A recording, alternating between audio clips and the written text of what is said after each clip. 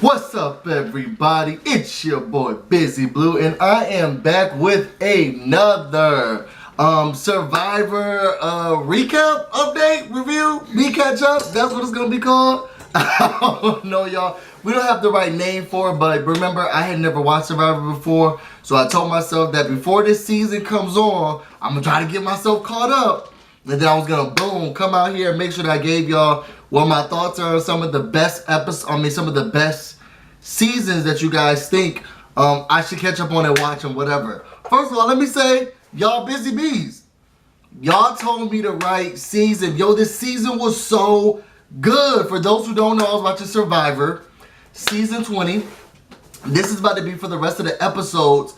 I'm not going to go into everything that happened in each episode. I'm just going to tell y'all some of my favorite moments and then how we get down to the end and what really happened after that. So let's get into it. One of my first favorite moments is, well, first of all, I was torn in between Parvati and Sandra. Those were the two that I was rooting for this whole time because it was just like, you had Parvati who reminds me of Janelle. You know what I'm saying? She has to fight. She's working the beauty angle. She's doing whatever she has to do to get to the end, to do like, and it just, everything about it was just magical. Watching her work, watching her do everything she needed to do, it was just awesome. And it was just, the fighting moment was when they started to blend tribes, right? And Russell, this is the second time he's done this. He decided he want to give, you know, his hidden, what's it called, y'all? Y'all know what I'm talking about, the immunity, hidden immunity to Parvati. So, but she already has one. So as times are going, as the day is going on, he's starting to realize like, yo, they're going to start taking out the villains. And we need to fix that. Parvati didn't tell Russell, you already got another immunity. So I don't need this one. She was just like, oh, thank you, my hero, and took it. Yo, it get down to, you know, Sandra, you know, and these are two people working. This is when this is when I started to like both of them. I started to like how they played their game. I started to like what they were looking for, how they were doing it. I saw Parvati working the beauty and the social angle, and the girls a competition beast. And then I saw Sandra, who was like, bitch, I ain't playing these games. Bitch, I ain't playing these games. I might as well just do what I gotta do and, you know, just, you know, swing on the bottom. I respect her again because she knew what she wanted to do. She had a target. She had a goal in mind. And I think that I haven't watched the reunion special, so I don't know if more information comes out. Sorry, y'all. When I get to the end of the game, I want to go to the next one. I don't know if more comes out, but it seemed like to me, her strategy wasn't so much so, I'm going to stay at the bottom. Because she kept talking about getting Russell out, and she never got him out. She never even got people to get them out. And I don't think that it was she didn't have the influence or she didn't have the mark. I really, truly think that she never had a plan to get him out. I think that she went around and continuously talked about, you know, Russell, with people thinking, oh, she's trying to get such and such out. And Russell in his brain is thinking, well, I'm going to keep her no matter what because she going to lose because she ain't do nothing. So she's working off of that angle because nobody going to listen to her. Girl, you ain't got no influence. You can't do nothing. You keep talking about Russell. What you not going to do is how I feel like they looked at her, and I think she used that to her advantage. Not the, I tried to help you. I tried to tell you. You ain't trying to help nothing. I really don't think she was trying to help anybody. I think she saw Russell as a threat, and I think she was able to use that and be like, hey, I tried to get him out. I was trying my best to say, hey, it's time for us to get it out, and it just didn't work. Hold on, y'all. Do I hear something? Y'all know this is live on the scene. All right, y'all. Amazon banging on the door. So, yeah, what I was saying about Sandra is that I feel like she was using that to her advantage and not necessarily really trying to act like she was trying to get him out. So we get to the tribal meeting. First of all, Jeff is sneaky. Y'all, they couldn't be in Big Brother. He couldn't be in Big Brother house. The thing I like, I'm going to talk about the differences and the similarities at the end of this. you know, Poverty, she felt like, yo, they can't get the villains out. We got to do something. I have 2 immunities. I've heard that they're not going for me. We got to hand these out. She gave one to Sandra, okay, because they was like, yo, we need to get Sandra. And she gave one to Jerry. And for those who don't watch Survivor, those who do watch Survivor, I'm sure all of y'all watch it. Those who have immunity can't get any votes that counted towards them don't count. Which is what we should be doing. I'm going to bring it back. At the end of the day, they blindsided JT. When I say I was in the house, like, what? They just did what? It sucks because I'm watching it by myself, so I've been trying to tweet about it, but then it's like, ain't nobody gonna, hey, what's the hashtag? Nobody's watching this with me. Moving on, the second blindside was the, it wasn't a blindside, but another thing that really excited me this year, this season, was the Kobe, Amanda, and Danielle map fight. So y'all remember, or if y'all don't, they did an immunity challenge and they had to break up into 3s. It was like a shuffleboard competition. Kobe, Amanda, and Danielle won. They got a chance to go to this, you know, kind of like a bed and breakfast, watch a movie and just chill in the bed and whatever. Well, was it Danielle? Danielle found the clue in the popcorn. Okay? Popcorn. I don't want y'all to think that I was ignorant. Somebody said in one of my videos, by the way you sound, you know, you seem like, it seems like the education system failed you. Right, 3rd degree. Because this is an entertainment channel and I'm just doing this for entertainment purposes, I don't always have to speak with diction, you know, and pull out my best vernacular. Like, I can chill with y'all, we can just talk and rock. I'm so tired of people thinking you just can't be both. Anyway, moving on. But your president tweeting. Anyway, so Danielle found the popcorn in the food. Now, I mean the map in the food, the clue in the food. Amanda had been, you know, looking around the whole time in there like, no, it's got to be somewhere. Just looking. Where could it be? Where could it be, right? Finally, she gets up. I would have done. You know what? I want to sit on this side, okay? So then she gets on the other side of the bed. She get that clue, and they tussling. And Kobe just looking like, oh, come on, ladies. Eating the popcorn. She had it first. Give her to her. It was so ridiculous. Anyway, she gives it back to, Amanda gives it back to Danielle. Russell keeps his immunity. Amanda was just voted out. I mean, those were just some of the things that were exciting. I think I wrote down another one about Danielle. Oh, it was when the Danielle and Poverty fight. And he was trying to pit them up against each other. And he was telling them this. And Danielle put her foot in her mouth and was like, I'm closer to her than you think. And Poverty's like, bitch, why you say that? Everybody else in there was like, oh, well, we know what that means. And she sealed her own fate because she talking too much, it's too high.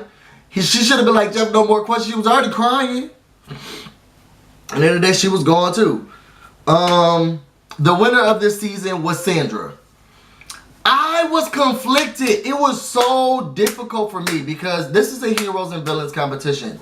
When you kick out all of the heroes and then you like start to slowly kick down the villains, you have more people who are looking for a gracious, nice, subtle, soft person, someone who's not going to be lying and cheat, because that's who the jury is. Y'all done made the jury this soft heroic, you know, group.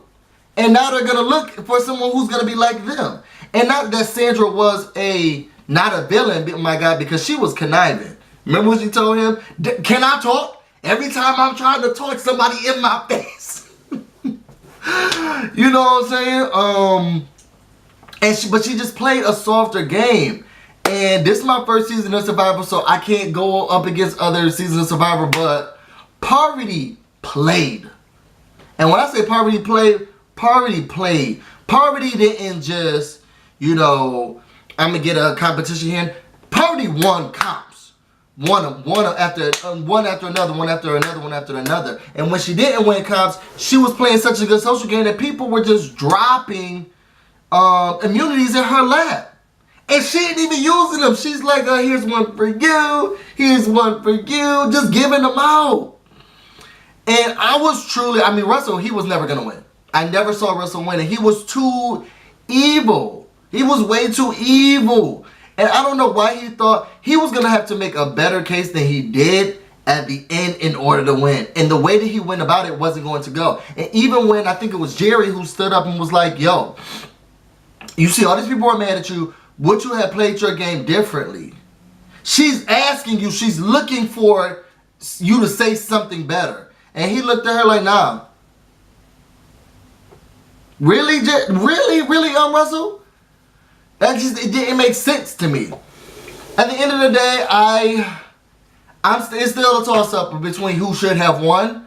But I was happy for Sandra. I was happy that Sandra won. My girl Poverty played, though. You saw what she had to go through. You saw as people started to go up and down and around and what they were thinking about. My girl Poverty played. So, you know, I mean, Poverty, I love you.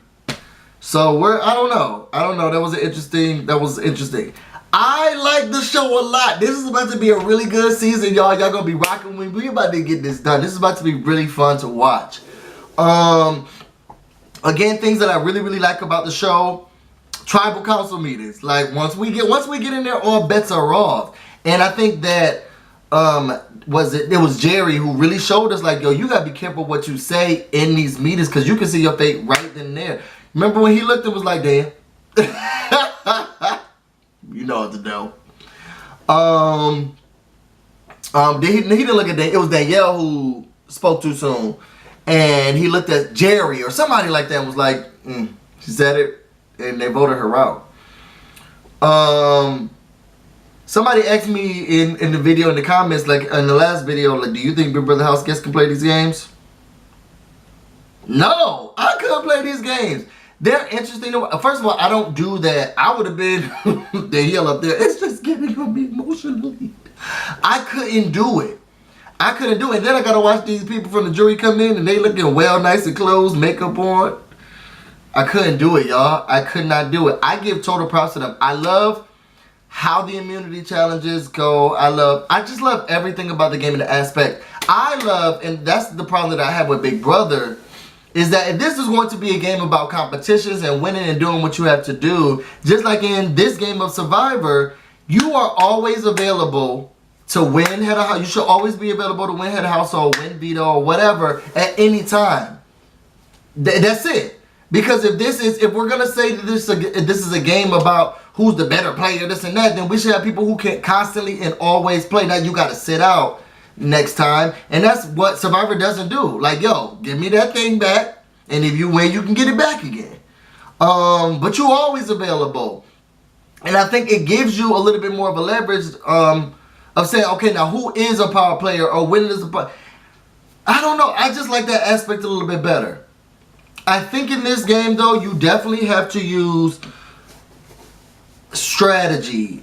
My problem with this game is that sometimes I felt like strategy was all over the place. I didn't see any, and maybe this was just this season, I didn't see any true alliances. People were turning their back from left to right. I didn't know which way the wind was blowing. So if y'all can put down in the comments a season where people had an alliance and you saw it going through and it went through, let me know. Sandra turned on everybody in her alliance. Sandra turned on everybody in her alliance. You know, so if there is one, I don't know, just let me know, because it just seemed like it just didn't happen. And it was just like every episode, I didn't know what was going on. This season was so good because it was shocking. And because we don't have that one-up factor as we do in the Big Brother house of watching them, the luxury of watching them 24 hours a day, 7 days a week, it was also hard to make sure that I'm continuously following who feels what about whom and why. So I think that that's one of the things that Big Brother has over Survivor. Like, I can tell this is where this is going. This is who this person is aligned with. This is where it's going. And in Survivor, I could not tell that. It was like, yo, what? Now you switching over here now? I didn't know which way Sandra was gonna vote every episode. What she gonna do? It was just a toss up. And in Big Brother, you can get behind someone because you believe in, you know, what they're doing with regards to the game. So you can get behind that. And Survivor was like, I don't know where anyone's going. This definitely puts you through some physical challenges that are going to test you, and I love that aspect of the game. You know, and ain't none of that hoity-toity, put on a costume and stuff like that. And I like that aspect of the game. I mean, all in all, I really like the game, and I'm shocked that I haven't been watching it this whole time. It really is what I've been looking for. I will say what I talked about in the last season was why we can't be ruffling feathers or saying what we need to say. Oh, it happens, okay? Once the tribes come together, all bets are off. All bets are off. When Russell came up to Sage, was like, are you with me or against me? She said, I'm against you. Moving on, I said what I said, okay? That was it. It's just, yo, it was good. It was good. I want to thank y'all. Put in the comments, what is the next season? What is the next season? I'm going to tally up everything that everybody said, and then I'm going to go to that season next. Remember, right now, 28 is what I'm looking for. If you like 28, let me know what that is. If you have another season, put that in the comments. I want to try to start that season tomorrow, do another one of these half-subs so that I can get prepared. I'm trying to watch as many seasons as possible before the 27th to get into the show. I was feeling under the weather. So I took some days off to, you know, really get in there and just watch it and whatever. Let me know what y'all think, y'all. Thank you so much for telling me what to do. See, that's why I love my busy bees. I'm definitely going to be reviewing this show. The Hive has spoken, okay?